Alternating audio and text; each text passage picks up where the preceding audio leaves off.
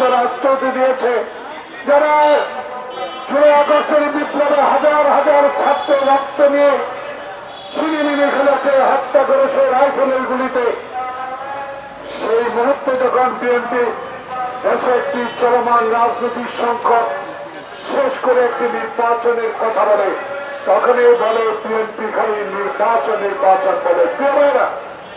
BNP তো নির্বাচনমুখী দল। শহীদ জিয়াকে বাংলাদেশে নির্বাচন পদ্ধতিকে সহজতর করেছে। সারা বিশ্বে বাংলাদেশকে তলাবিহীন ঝুঁইতে যারা পরিণত করেছে, সে তলা লাগিয়ে ঝুঁইতে পরিণত করেছে। আজকে তারই দল জিয়াউর রহমান, খালেদা জিয়া, তারেক রহমানের দলকে নিয়ে যারা আজকে কটূক্তি করেন, তাদেরকে বলতে চাই, তারেক রহমান কিন্তু ক্ষমতায় হাসিনার মতো যেতে চায় না।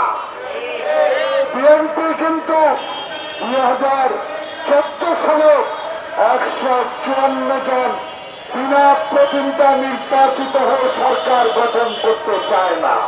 তারেক রহমান চায় আমার ভোট আমি দিব, মৃত ব্যক্তির ভোট হবে না, কবর থেকে উঠে ভোট হবে না, দিনের ভোট দিনে হবে।